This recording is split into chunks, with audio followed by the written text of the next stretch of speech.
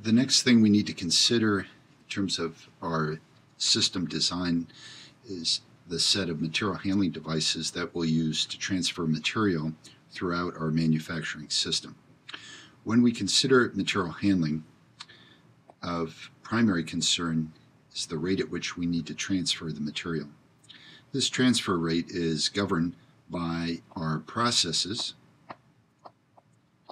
and specifically the cycle time in those processes. 1 over the cycle time gives us the rate at which material is either being consumed if that process is active, or the rate at which we are producing material or transforming material that goes on to the next step. And so this will help us determine what the transfer rate will be in our system. Of next concern is the notion of batching, where we are going to group our product, our individual parts, into perhaps some containers here and process them as a batch. Now, there are positives and negatives to batching. First of all, the positive is it will decrease the requirements on our transfer rate, and therefore the frequency at which we make individual moves by fork truck or conveying system or automatic guided vehicle, that rate would decrease. However, the time that we spent in non-value-added waiting increases proportional to the batch size, because we'll have to wait until the cycle time is complete for the entire batch until we can move to the next step in our material flow process chart. Related to batching is the concept of unit load. Unit load is the actual amount of material that we'll be moving, and that could correspond to the batch size, or we could actually move multiple batches at a time. Again, the trade-off there being, as I increase the number of batches in the unit load, that will increase the time in the system that we are not adding value, and we said before we'd like to minimize that. Of course, material characteristics will affect the way in which we transfer that. For instance, if it's in powder form, we're going to have to use devices like augers and conveying systems. If it's solid, then we have multiple alternatives, but we'll also have to consider weight here as well as the actual dimensions of the item that we're moving. Our facility will also constrain our choices, and that will constrain where those devices can move throughout our facility. We have to deal with pillars, we have to deal with existing office space, existing items that are attached to the floor that cannot be moved. And so these constraints impose physical limitations on the paths through which our material handling devices will move. The production system, as we've just discussed, will affect our choices as well. So if you have a product configuration versus a flow line, you would expect very different material handling devices. And you might want to visit this site here. I think it gives a good overview of some of the more common material handling devices that you will encounter in manufacturing system design. Looking at our transfer rate, we think of how much material flow in terms of quantity per unit time is moving from point A to point B. It's going to have to match our production rate in order to keep up with both the consuming of materials as well as the transferring of materials to the next location. We said before we're going to have a trade-off here between the unit load size, how much we move in each transfer, and work in process. As we increase unit load size,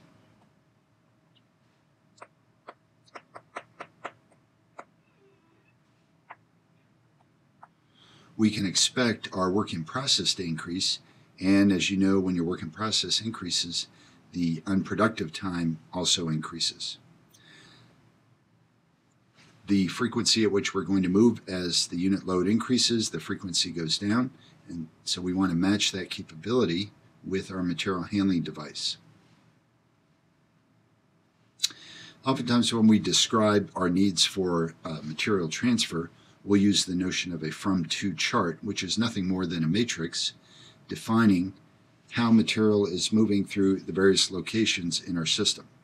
So if we look at this matrix here going across, we have all the stations. So we'll just call those locations. And those will be the same locations going down the rows. So of course the diagonal is undefined. We're not moving from the same station to itself.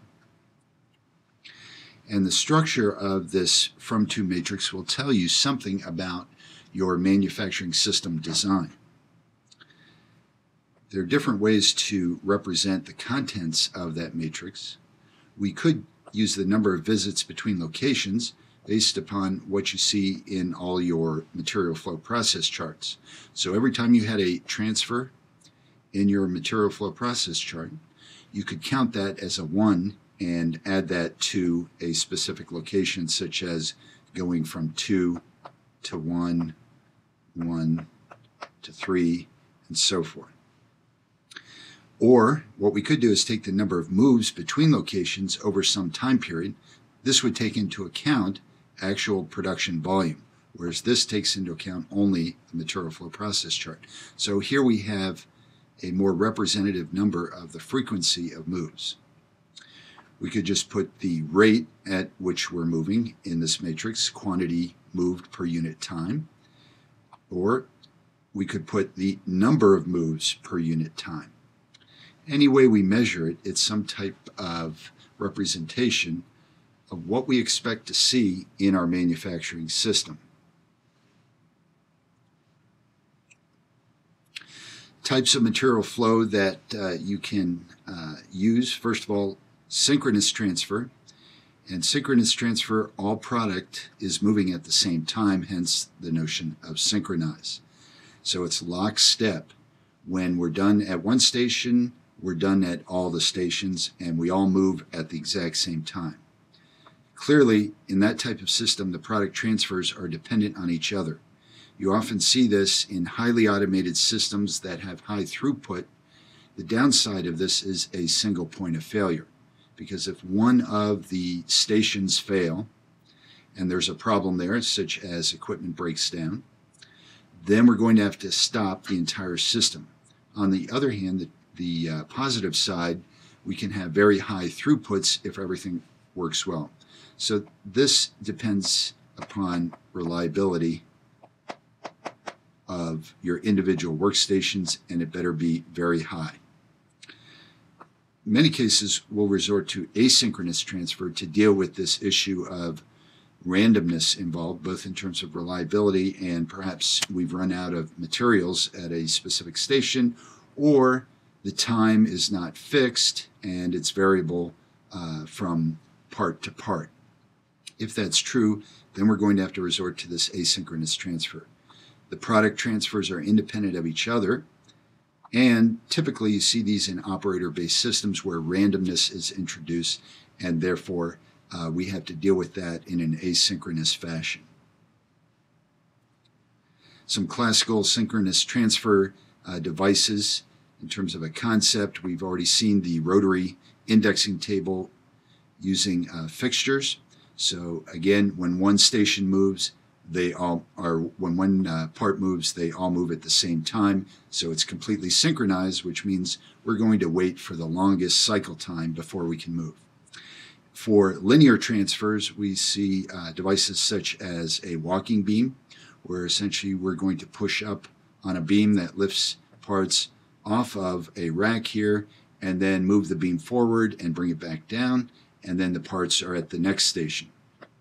Then we retract it, and then we continue the process again, pushing up, again lifting the parts off of the rack, and then moving forward, pushing them to the next station, and then keep repeating this.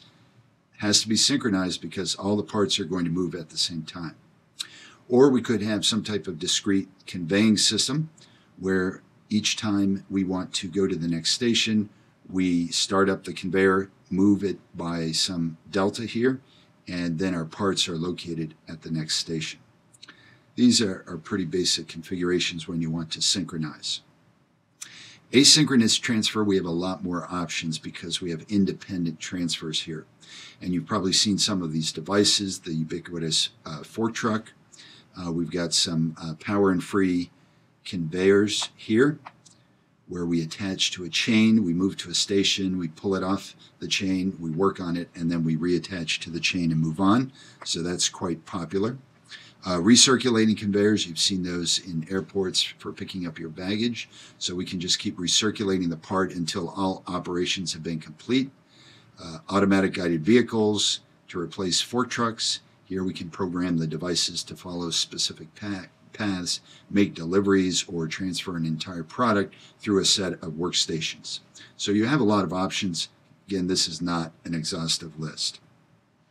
Here's an example of baggage processing from, it was an American Airlines installation, but many baggage installations are quite similar. Here we have the customer bringing their baggage in and wanting to check their baggage at the gate.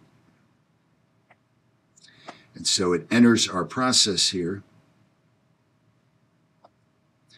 and then it's going to be barcoded, and the barcoding is going to allow us to scan it and determine where it should go.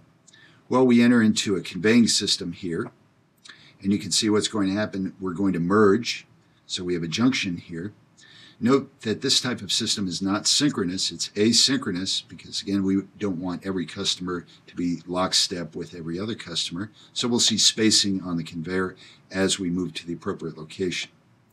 Well, then we're going to route it to our sortation pier, where essentially we'll take that baggage based upon the barcode and create a block of baggage here, let's say, where we will pack in all the baggage that is headed out on one aircraft. And then when we pack that together, we can have another material handling device, a tug with a train of cars behind it, take all the bags and move it out to the aircraft. So you see a lot of material transfer, obviously, in this context, because that's primarily what is happening for an airline service. This part of the system deals with flight transfers. So we're going to bring in baggage from other flights and then transfer into the system. And then, of course, that's going to end up hopefully at the correct location. So this is all asynchronous transfer. We're not locked in between workstations, and that's consistent with the type of system design that we see here for moving baggage into aircraft. Key concepts to keep in mind again are: what is your system topology? What is the structure of your production system? How much product variety do you have? Are you producing one product, 10 different versions of the same product, 10 completely different products? That's going to affect your system topology. How much product are we producing? Are we talking about high throughput system or a low throughput system? Finally, how does your material flow through your system, and how can you minimize the amount of time you spend transferring material? Material handling system has to be consistent with your production system topology. If you're going to go with synchronized, again, that creates dependencies, which means you need to have very high reliability at all your workstations, both in terms of the equipment as well as material being ready for that particular process. Asynchronous transfer, we can deal with variability and uncertainty in our system by allowing material to move independently of other workstations.